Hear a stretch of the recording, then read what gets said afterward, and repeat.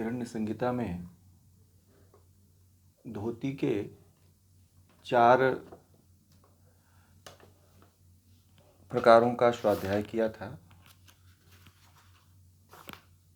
जिसमें वातसार, वारीसार, अग्निसार और बहिष्कृत। धोती के बाद जो है अब इसमें अंतर धोती के अंतर्गत 4 भाग था। अब है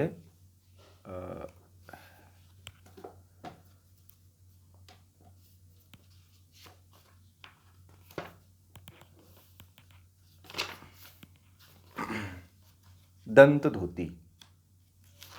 दूसरी धोती थी धोती के 4 प्रकारों में अंत, दंत, हृदय और मूल शोधन।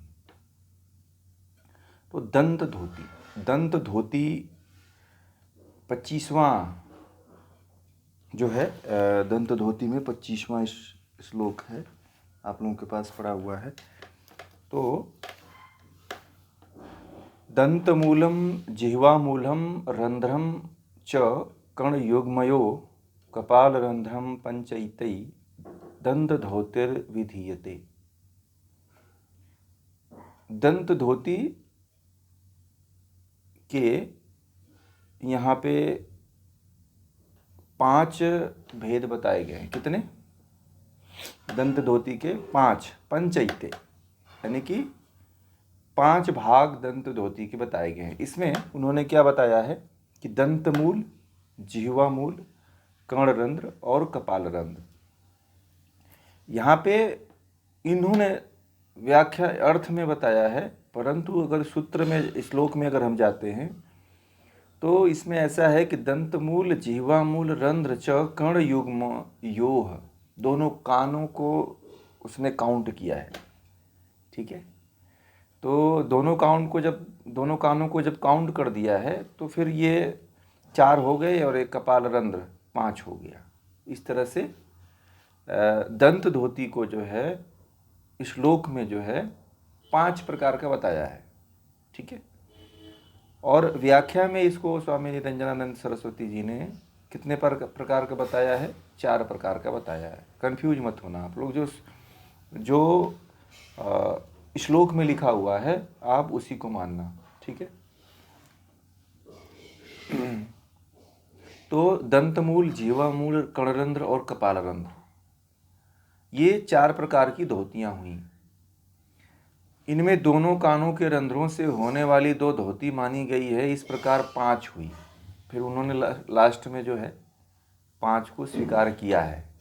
ठीक है, शुरुआती दौर में तो लगता है कि ये 4 ही प्रकार का लिखा हुआ है इन्होंने, परंतु बाद में उन्होंने स्पष्टीकरण दिया हुआ है कि धोती कितने प्रकार की होती है? 5 प्रकार की होती है। उन्होंने ऐसा मान लिया है। ठीक है, तो इन धोतियों को हम लोग 5 प्रकार से जानेंगे। और अब चलते हैं दंत धोती में दंतमूल। पहला जो भाग है वो दंतमूल। दंतमूल, जिह्वामूल, कर्णरंध्र और कपालरंध्र, ये 4 प्रकार हैं। तो इसमें से हम जानेंगे कि दंतमूल धोती क्या है। ठीक है, तो खादिरेण दंतमूल का है। खादिरेण रसेनाथ शुद्ध मुक्ति कया तथा मार्ज ए दंतमूलम च यावत् किल विष माहरेत दंतमूलम पराधोतिर्योगिनां योग साधने नित्यं कुर्यात् प्रभाते च दंतरक्षा च योगवित दंतमूलम धावनाधिकारेषु योगिनां मतम। तो ऐसा कहते हैं कि जब खादिरेण रसेनाथ शुद्ध मृत्तिकया तथा, खादिर के रस अथवा विशुद्ध मिट्टी, यहाँ पे खादिर के रसेनाथ शुद्ध मृत्तिकया मतलब शुद्ध मिट्टी से दांतों की मार्ज ए दंत मूलम मतलब दांत की जड़ों को मांजना चाहिए। देखिए किसको कहा है? दांत की जड़ों को मांजना चाहिए। हम लोग कहाँ मांजते हैं? ब्रश क्या दिखाता है? ब्रश तो करना ही नहीं चाहिए। आप लोग कहेंगे कि आप तो ऐसी चीज़ बता दिए कि ब्रश करना ही नहीं चाहिए। ब्रश करने वाली चीज़ है ही नहीं है कि उसको करना चाहिए। ठीक है, योग के उसमें जो है अनुसार जो है ब्रश का उपयोग नहीं करना चाहिए। जितने दांत सड़ते हैं, मुख के कैंसर होते हैं, शरीर में जो पेट के कैंसर होते हैं, ये वो सारे के सारे जो है जितने आप टूथपेस्ट करते हो, ब्रश करते हो, इससे ही होते हैं। हमारे देश की परंपरा रही कि एक बार जो जूठा हो जाए उसको फेंक ही देते हैं। अब एक जूठे को, एक थूक को, एक लार को लेकर के हम प्रतिदिन उसी की गंदगी मचाए रखते हैं। सुबह सुबह हम सोचते हैं फ्रेश हो गए। फ्रेश क्या होता है? केमिकल करता है। ठीक है, तो हमारे ऋषियों ने और योगियों ने बताया है कि अगर दांत की सफाई करना है तो खादीर का रस और मिट्टी से दांतों को माजना चाहिए। माजएत दंत मूलम। तो कहते हैं कि अगर इस तरह से आप करते हो तब जो है जो दांतों में जो मल होते हैं तब जा कर के वो छूटते हैं। खादिर एक पेड़ होता है, ठीक है, और जाना पहचाना नाम उसका उसको अब मैं उसका फ़ोटो लिख के भेज दूंगा। ठीक है, तो पहचान लीजिएगा, वो आप लोगों की तरफ मिलता है। दूसरा नाम मुझे जाना पहचाना नहीं लग रहा है, याद आ रहा है उसका नाम, परंतु याद नहीं आ रहा है। तो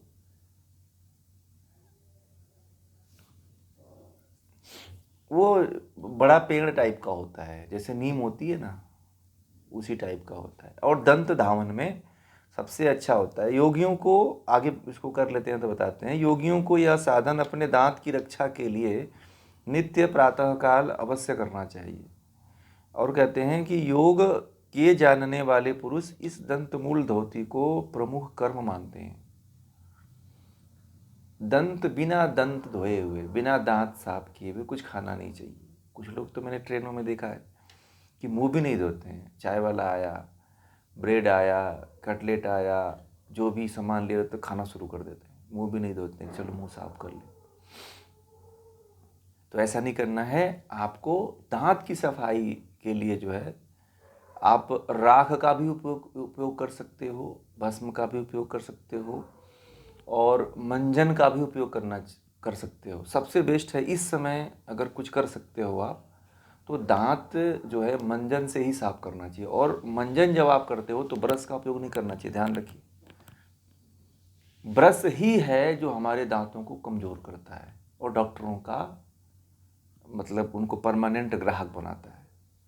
ठीक है, जबरदस्ती दांतों के डॉक्टर बनाए गए हमारे देश में, समझ रहे हैं? दांत की कोई प्रॉब्लम नहीं हुआ करती थी। तो इसलिए जो है अगर आप प्रतिदिन आप लोग जो है दातुन की, करंज की, नीम की, करंज की, कहते हैं कि पाकड़ और पीपल को छोड़ करके सभी की दातुन करनी चाहिए। आयुर्वेद में तो ऐसा बखान है।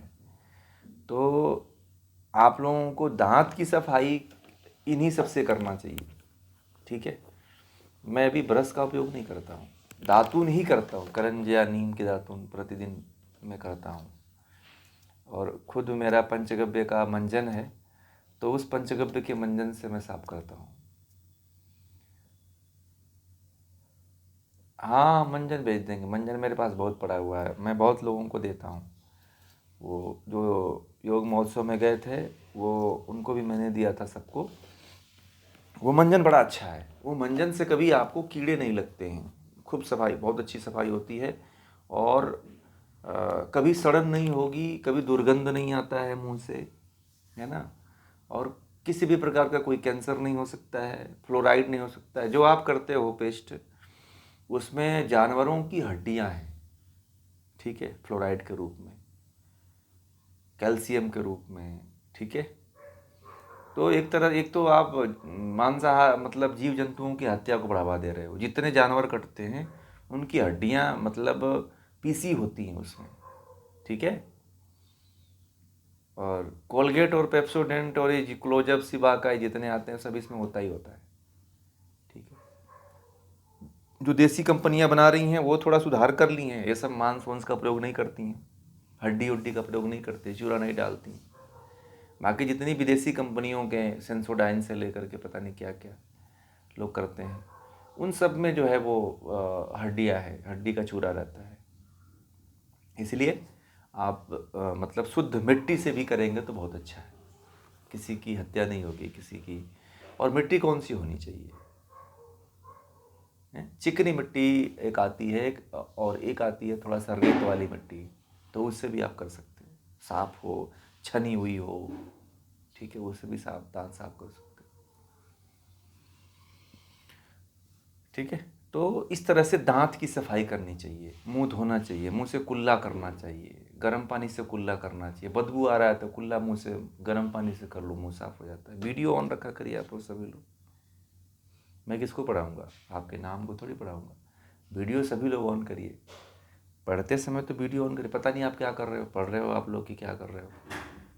वीडियो इसलिए मुझे डेली ना कहना पड़े, इसलिए जो है ना डेली वीडियो ऑन रखा करिए, क्योंकि आप लोग पढ़ते हो तो मैं कैसे जानूँगा कि आप पढ़ रहे हो कि नहीं पढ़ रहे हो। कि कुछ सबका दिखाई दे रहा है, मुझे तो सबका दिखाई दे रहा है। नहीं है जिसका मेरा नहीं दिखाई दे रहा है, आपका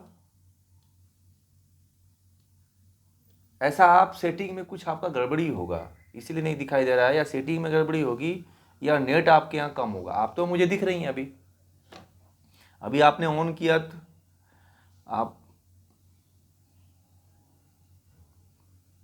मेरे यहाँ तो इसमें सब लोग मतलब दिख रहे हैं, और सब लोग दिखा करें, क्योंकि पढ़ाते समय तो आप लोगों का चेहरा मतलब सामने होना चाहिए कि मैं पढ़ा सकूं आप लोगों को। ठीक है, इसका ध्यान रखिएगा आप लोग। कोई करे चाहे ना करे, आप तो अपने लिए पढ़ रहे हो, दूसरे के बारे में तो पढ़े ही मत। आप कितना ले रहे हो ये ज़्यादा महत्वपूर्ण है। अब है दूसरा, जिह्वा शोधन। कर्णरंध्र के बाद जो है जिह्वा की सफाई की जाती है। तो देखिए, जिह्वा का प्रयोग आप लोग करते हो, तो जिह्वा के लिए शास्त्रोक्त क्या बताया हुआ है? कहते हैं कि अथातः संप्रवक्ष्यामि जिह्वा शोधनम कारणम जरा मरण रोगादिन्नाश एद दीर्घ लंबिका। कहते हैं कि जब जिह्वा शुद्धि का कारण बता, अब महर्षि गरण्य जो है कह रहे हैं कि जिह्वा शुद्धि का कारण बताता हूँ, और कहते हैं कि यह दीर्घ लंबिका कहलाने वाला प्रयोग जरा मरण एवं रोग आदि का नाश करने वाला होता है। यदि जीवा की आप सफाई करते हैं तो जरा मरण और रोग आदि जो बार बार आपका आवागमन हो रहा है, अगर जो जीव को शुद्ध करते हो तो उससे भी आप इन बीमारियों से, इन रोगों से, इन समस्याओं से भी आप मुक्त हो सकते हो।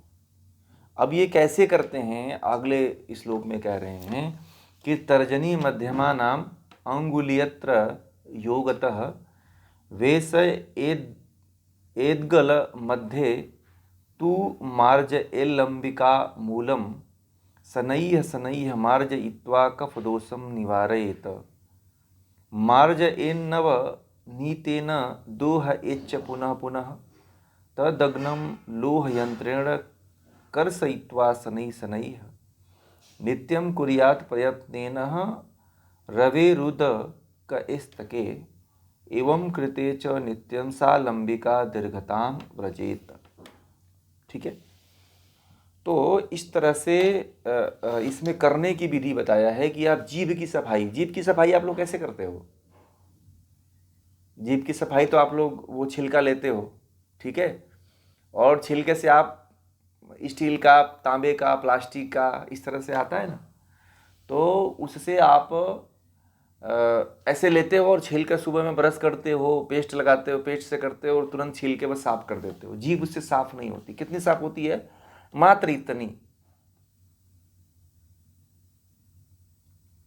हाँ, अगर ऐसा करते हैं तो अच्छी बात है। अब देखिए महर्षि गरण्य क्या कह रहे हैं कि कैसे साफ करना चाहिए। तो कह रहे हैं कि तर्जनी, मध्यमा और अनामिका तीनों अंगुलियों को मिला करके जीभ के एकदम निचले हिस्से तक ऐसे रगड़ना चाहिए। समझ में आ गया? और आपका साफ सुथरा नाखून कटा होना चाहिए, साफ होना चाहिए हाथ, और इनको मिला करके कंठ तक, जीवा को जड़ तक जो है साफ करने की कोशिश करना चाहिए। और धीरे धीरे कोमलता से रगड़ने से कफ दोष का निवारण होता है। कफ होता है, मल होता है, खाने का जो एकदम सूक्ष्म चीज़ होता है, जब वो चिपक जाता है तो इस तरह से जो है इसका जो है हमें शोधन करना चाहिए। और जब यह सफाई और रगड़न हो जाए तब जीभ में थोड़ा मक्खन लगा ले, ठीक है। और उसके बाद पुनः दूध दूहने जैसी क्रिया करनी चाहिए जीभ को, मतलब आपको ऐसे चलाना चाहिए लेकर के। और तत्पश्चात लोहे की चिमटी से जीभ को पकड़कर बाहर खींचना चाहिए। ये इसलिए कह रहे हैं कि ये आप खेचरी मुद्रा का अभ्यास कर सकें। अभ्यास को प्रतिदिन सूर्योदय एवं सूर्यास्त के समय करने से जीवा की लंबाई बढ़ जाती है। प्रतिदिन इसका अभ्यास कब करना चाहिए? सूर्योदय और सूर्यास्त से पहले, ठीक है। मतलब जीभ की सफाई आपको प्रतिदिन सुबह शाम कर लेना चाहिए। अब जीभ की सफाई में आप लोग केवल केमिकल का उपयोग करते हो। दूसरी चीज़, आजकल लोग जो है जीभ और दांत की सफाई के लिए केमिकल का यूज करते हैं, मुंह में लेते हैं, कुल्ला करके निकाल देते हैं, बोलते हैं दांत साफ हो गए, ठीक है। ऐसा नहीं होता है, इससे सफाई होती नहीं है। मतलब आपने केमिकल डाल दिया भैया, आपने जहर कैंसर के सेल को अपने अंदर बुलावा कर रहे हैं, ठीक है। इसलिए जितना हो सकता है आप केमिकल युक्त पदार्थों से बचने की कोशिश करिए। जितने जो है ये केमिकल वाले पेस्ट आ रहे हैं, ये बहुत बड़ा इनका व्यापार है, बहुत बड़ा बाजार है जो है इनको आप मतलब दांत को सड़ाने में, दांत को खराब करने में। आप देखिएगा जितने दांत के रोगी हैं वह एक बार यदि ट्रीटमेंट करा लेता है तो वो बार बार डॉक्टर के यहाँ उसका आना जाना लगा ही रहता है, ठीक है, मैंने देखा है। तो इसलिए जो है दांत की सफाई आप नेचुरल तरीके से करा करिए। मंजन का उपयोग करिए, मंजन से साफ करिए। मंजन आप घर पे भी बना सकते हैं, मैं कभी बता दूंगा आप लोगों को। तो घर पे बना के, नहीं तो ये सबसे बढ़िया तो मैं जो खुद यूज करता हूँ, आप लोग पंचगव्य का मंजन लेके करिए, बहुत अच्छा इसका रिजल्ट है और बड़ा अच्छा। उसमें कुछ मिलाने के लिए बोलता हूँ, उसमें से कुछ अपने घर की चीज़ें मिला लीजिए, हल्दी मिला लीजिए और उस मंजन में मिला करके आप करिए, बहुत अच्छा उसका रिजल्ट आता है, बहुत अच्छा रिजल्ट आता है। आप चाहो करते समय तो मंजन को लेके उसमें तेल भी मिला करके, नमक तो पर्याप्त पड़ा हुआ है उसमें, तेल मिला करके भी यदि करते हो तो भी दांतों में बहुत अच्छा मजबूती और क्लीनिंग आती है उसमें, ठीक है। इस तरह से आप जो है दांतों की सफाई प्रतिदिन करें। तो देखिए हमें आधुनिक समय में क्या करना चाहिए, इस पे ज़रूर ध्यान देना चाहिए, ठीक है। आप मान लीजिए कि अब पहले क्या होता था, अगर दातुन मिल जाए तो उससे अच्छा बेस्ट और उससे बेटर कुछ है ही नहीं है, ठीक है। तो आप लोगों में से कोई दातुन करते हैं? कोई नहीं करता होगा दातुन। तो करंजी की दातुन करिए। करंजी की दातुन लगभग हर जगह मिल जाती है, गुजरात में भी मिल जाती है, महाराष्ट्र में भी मिल जाती है, सब जगह मिलती है करंजी की दातुन।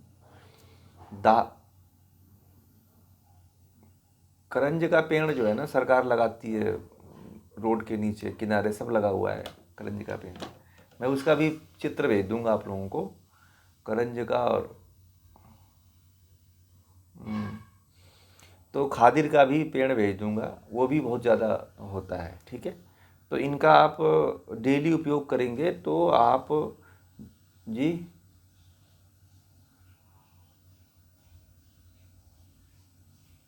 हाँ बावलिया बोलते हैं, ठीक है, बहुत अच्छी बात है। तो आप उसका उपयोग जरूर करिए, बावलिया को लाइए अपने घर में और सभी को करवाइए, दांत की शुद्धि और डॉक्टर के पास जाने से बच जाएंगे। अभी आप दांत की कोई भी बड़ी से बड़ी प्रॉब्लम हो आपको, आप करंजी की दातुन कर लिए, ठीक हो जाता है। दांत में दर्द हो, दांत में सड़न हो, रुक जाता है। हमारा बहुत बड़ा प्रयोग है। अमेरिका में दातुन, एक दातुन जो है 700 में बिक रही है। कितना? एक दातुन जो है अमेरिकी पैसे से 700 रुपये में बिकती है। और भारत के लोग कुछ समझते ही नहीं, कहते हैं लकड़ी है। तो हमें तो पेप्सोडेंट कोलगेट ही चाहिए, समझ रहे हैं। तो ये नुकसान होता है, ये मतलब लोगों का भ्रम है, और इस तरह से लोग अपने मूल चीज़ से हटते चले जा रहे हैं। तो ये आप लोग ध्यान रखिएगा, ठीक है। अब आता है कर्णरंध्र। तो कर्णरंध्र की सफाई कैसे करते हैं? तो कर्णरंध्र की सफाई के लिए कह रहे हैं कि तर्जन्या अनामिका योगान मार्जयेत कर्णरंध्रयो नित्याभ्यास योगेन नादांतरः तरम प्रकाशयेत। कहते हैं कि तर्जनी और अनामिका को मिलाकर योगीजन दोनों कानों के छिद्रों की सफाई करते हैं। इस योग विधि के नित्य अभ्यास से नाद की अनुभूति होती है। देखिए, इसमें कहा है कि तर्जनी और अनामिका, तर्जनी इसको कहते हैं पहली अंगुली को, और अनामिका इसको कहते हैं। तो आप इन दोनों को मिला करके ऐसे ऐसे वैक्यूम बनता है ऐसे, ठीक है। और कान का चाहे आप उससे नहीं कर पाते हैं तो आप छोटी इसमें अंगुलियों का, किसी भी अंगुली का उपयोग कर सकते हो जिससे आप साफ सफाई कर सको।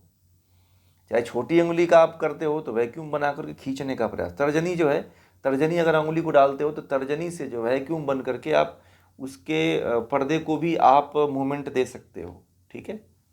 तो ऐसे ऐसे करना चाहिए, ऐसे ऐसे ऐसे वैक्यूम बनाना चाहिए, ऐसे ऐसे छोड़ना चाहिए, ऐसे ऐसे, फिर ऐसे ऐसे क्लीन करना चाहिए। फिर अंगुली से डाल करके आप नहाते समय उपयोग इसकी सफाई कर लिया करिए, क्योंकि जो कान के जो मैल होते हैं वो कान के दीवारों पे उतना आ ही जाते हैं, ठीक है। जैसे नाक में आ जाते हैं उसी तरह से कान में भी आ जाते हैं मैल जो है। तो इस तरह से प्रतिदिन आप कान की सफाई कर सकते हैं। अगर कहते हैं कि कान की सफाई यदि आप प्रतिदिन करते हो तो कहते हैं कि नाद की अनुभूति होती है, ठीक है। नाद की अनुभूति जो है इसीलिए होती है यदि आप इस तरह से कर्णरंध्र का अभ्यास करते हो, दोनों कानों का करते हैं, एक कान का नहीं, दोनों कान का, ठीक है। अब अगला है कपाल रंध्र। कपाल रंध्र जो है क्या है कि बुद्ध वृद्धांग अंगुष्ठेन दक्षिण मार्जयेद्दा अलरंधकम एवं व्यास योगेन कफदोषम निवारयेत नाड़ी निर्मलताम याति दिव्य दृष्टि प्रजायते निद्रांते भोजनांते च दीवांते च दिने दिने। तो इसमें क्या करना है कि अपने दाहिने हाथ की उंगली को समेट कर, ठीक है, दाहिने हाथ की उंगली को ऐसे मिला लेते हैं, समेट लेते हैं, और समेटने के बाद कहते हैं कि एक कप की आकृति बनाते हैं वैक्यूम बनाने के लिए। ऐसे देखिए, एक ऐसे कप की आकृति बनाते हैं और बना करके हाथ में जल भर करके कपाल रंध्र पे ऐसे रख करके और ऐसे जल को डाल करके और ऐसे वैक्यूम बना करके ऐसे डेली नहाते हुए जो है, या किसी भी टाइम आप पानी ऐसे लगा करके आपको थपकी देनी चाहिए, ठीक है। तो कपाल रंध्र यदि करते हैं तो उससे जो है क्या होता है, कपाल रंध्र से ब्रेन से संबंधित जितनी भी समस्याएं होती हैं वो सारी की सारी ठीक होती है। अब इसमें आगे लिखा भी हुआ है कि इस प्रकार यदि अभ्यास करते हो तो कफ दोष से मुक्ति मिलती है, कफ दोषम निवारयेत। और कहते हैं कि खोपड़ी के ऊपर जो नाड़ियां हैं वे निर्मल बनती हैं और दिव्य दृष्टि की प्राप्ति होती है। जो ब्रेन की नसें हैं उनमें जो ब्लॉकेज है वो खुलता है और दिव्य दृष्टि की प्राप्ति होती है। निद्रा की समाप्ति पर, भोजन करने के बाद और निद्रा के पहले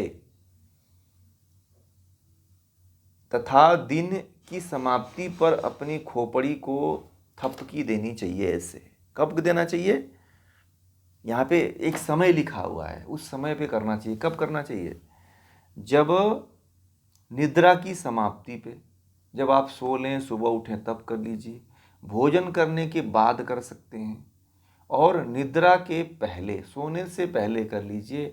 नींद की गोली नहीं लेना पड़ेगा, बहुत अच्छी नींद आएगी,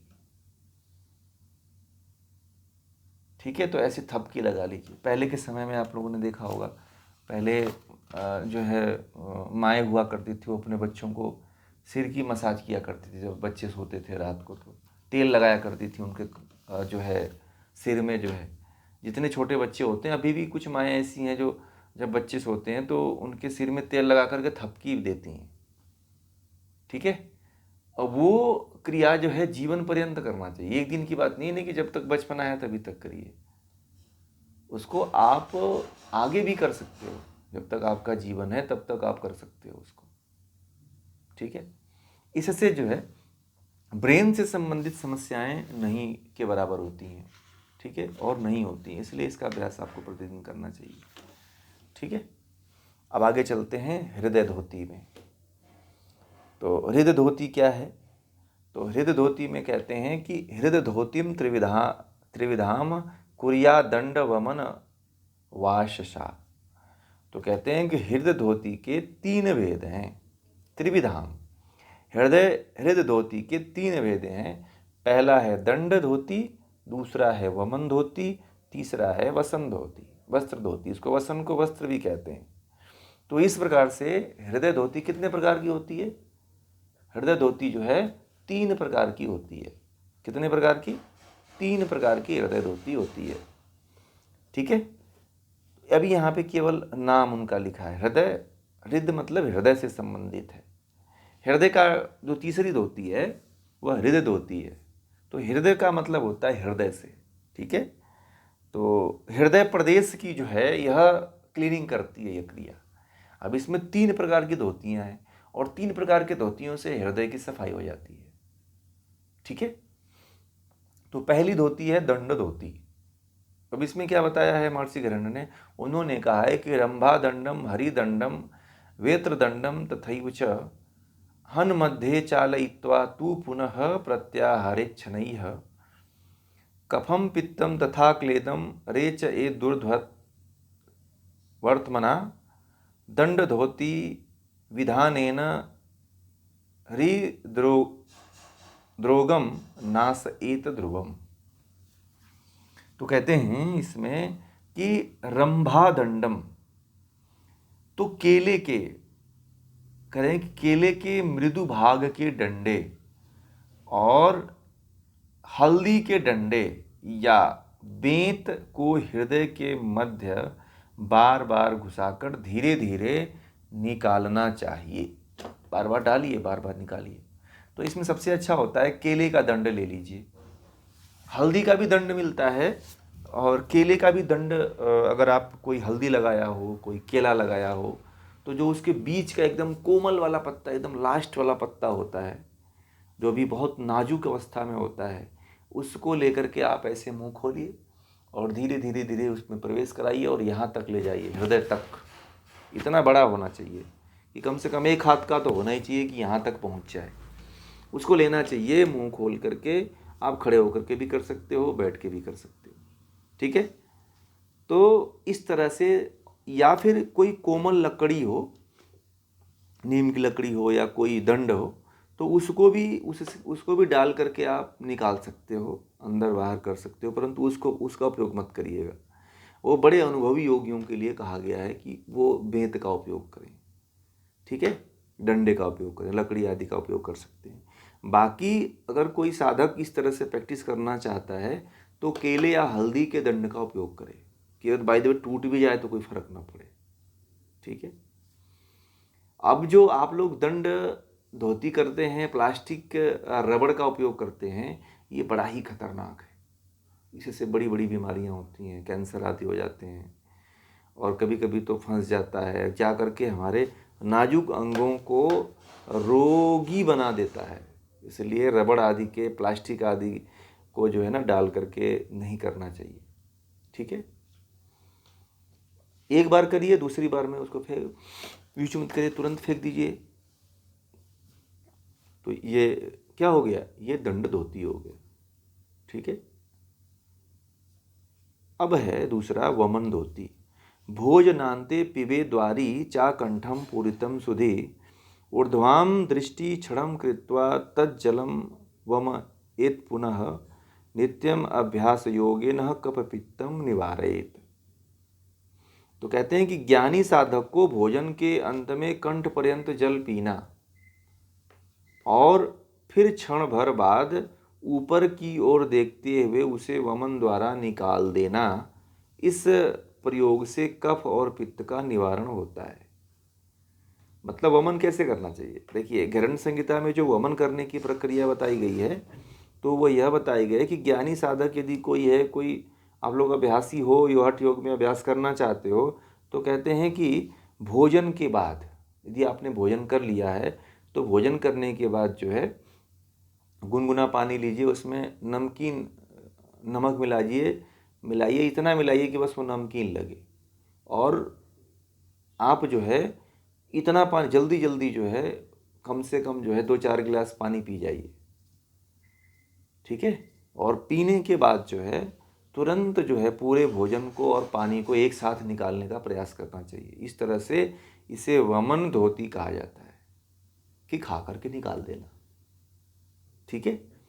इसका अभ्यास यदि आप लोग करते हो तो कहते हैं कि कफ रोग का नाश होता है, और जो पित्त होता है, पित्त का भी नाश होता है इस क्रिया के द्वारा। ठीक है। तो पित्त को नष्ट करना है, वात को नष्ट, कफ को नष्ट करना है, तो इस क्रिया का अभ्यास हमें जरूर प्रतिदिन करना चाहिए। ठीक है। तो अब अगला है वस्त्र धोती। तो वस्त्र धोती में क्या करना चाहिए? अगर कुछ समझ में ना आए तो हमसे पूछना आप लोग। ठीक है। जितनी चीज़ें बताते चले जा रहे हैं, अगर यदि कुछ समझ नहीं आए तो पूछना। कहते हैं कि चतुरंगुल विस्तारम सूक्ष्म वस्त्रम शनैर्ग्रसेत पुनः प्रत्याहार हारे देत प्रोच्यते धोती कर्मकम गुल्मम ज्वर प्लीहा कुष्ठ कफ पित्तम विनश्यति आरोग्यम बलपुष्टिश्च भवेत् तस्य दिने दिने। तो इसमें कहते हैं कि महीन वस्त्र की 4 अंगुल चौड़ी पट्टी लेकर धीरे धीरे निकलना चाहिए। महीन कोई सूती का वस्त्र हो, 4 अंगुल चौड़ा हो, इसको जो है लेकर जो है थोड़ा सा जल आदि में, नमक आदि में भिगो के रख देते हैं, और उसके बाद धीरे धीरे जो है पानी के सहारे, नमक पानी के सहारे जो है उसको निगलने का प्रयास करते हैं, चबाते हैं। उसमें चबाने का एक तरीका होता है कि आप लार के साथ उसको मिला करके और अंदर ले जाने का प्रयास करेंगे तो वो अंदर जाता है।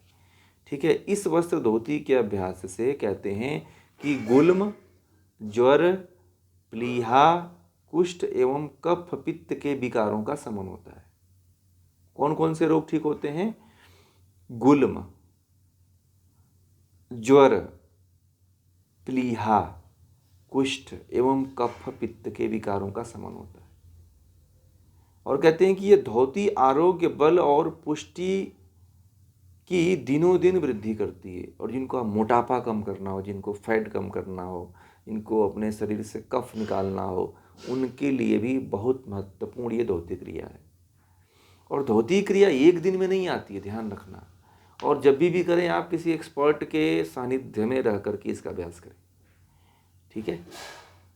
कई बार कभी कभी ऐसा होता है कि कुछ लोग फंसा देते हैं, तो कई लोग फंस जाता है तो डर जाते हैं, तो कई लोग तो मर चुके हैं, पता है। इसलिए जो है एक बार जो है एक लोगों ने फंसा दिया था, वो डर के मारे उनकी डेथ हो गई। ठीक है। कि अब तो क्या होगा, ये तो कपड़ा फंस गया, निकल जाता, अब कोई जानकार रहा ही नहीं होगा, वैसे ही अपने मन से किया हो, अब उसके अपने मन से किया और फिर निकाल ही नहीं पाया वो, तो ये समस्या आने लगती है। ठीक है ना। पेट का रोग होता है। ठीक है। पेट जो है ना, ऐसे पेट से संबंधित वो रोग होता है, तो उसमें उठ जाता है ऐसे वायु की तरह जो है। ठीक है। इन रोगों के बारे में भी मैं सोचा हूँ कि एक दिन जितने भी इसमें घृण संहिता में रोग हैं उनके बारे में भी एक दिन बता दूंगा आप लोगों को कि कैसे कैसे उसको ठीक करोगे। इसमें आता है, बहुत से भी रोग आएंगे। अभी सभी जितनी क्रियाएं हैं उन सभी क्रियाओं में अलग अलग रोग ठीक होते हैं। ठीक है। तो इसके लिए जो है आप लोग जो है इसका अभ्यास सही तरीके से करिएगा, और किसी के सानिध्य में रह के करिएगा, ऐसे मत अभ्यास करिए। ठीक है। अपने मन में जो आए, जैसे आए वैसे अभ्यास कर लीजिए, ऐसा कभी मत करिएगा। ठीक है। इसको आप लोग ध्यान में रखा करिए, जो बातें बताते हैं उसको आप लोग ज़रूर ध्यान में रखिए कि कहीं कोई गड़बड़ी ना कर दें आप लोग। ठीक है। बाद में क्या होता है कि फिर दिक्कत आती है ऐसे करने से। समझ में आ रही है बात ना? ठीक है, तो ये रहा आज आप लोगों का हृदय धोती। ठीक है, अब एक धोती और बची हुई है, मूल शोधन, तो उसको अगले सत्र में पूरा करेंगे। मूल शोधन के बाद हम कल से जो है वस्तिका पे चलेंगे। ठीक है, तो इस तरह से धीरे धीरे हम बढ़ रहे हैं आगे, और मतलब इसको आप लोग नोट बनाते रहिएगा। कुछ भी समझ में नहीं आता है तो आप लोग हमसे पूछिएगा, पूछने की कला विकसित करिए। ठीक है, हाँ, नहीं पूछ सकते हैं तो हमें लिख के भेज सकते हैं कि ये चीज़ नहीं समझ में आया। ठीक है, अभी पता है कल जो है ना, मैं क्लास जब लेना शुरू कर दिया, कल रविवार का क्लास जब मैं लेना शुरू कर दिया, तो कई लोगों के मैसेज क्लास के समय में आए थे, प्रश्न आए थे, तो मैं उसको पढ़ ही नहीं पाया। उस क्लास में कौन मोबाइल देखता है व्हाट्सएप पे, तो उनको बोलना चाहिए। तो वो लोग जो है 9 बजे लिख करके भेजते हैं, तो 9 बजे तो मैं जुड़ जाता हूँ, तो 9 बजे कहाँ फिर देख पाऊँगा प्रश्न को। व्हाट्सएप मैं चेक नहीं करता हूँ क्लास के समय में। तो 5-6 प्रश्न आए थे, बहुत अच्छे अच्छे प्रश्न थे, और चर्चा करने के लिए मैं पूछ रहा था, परंतु लोग शर्माते हैं।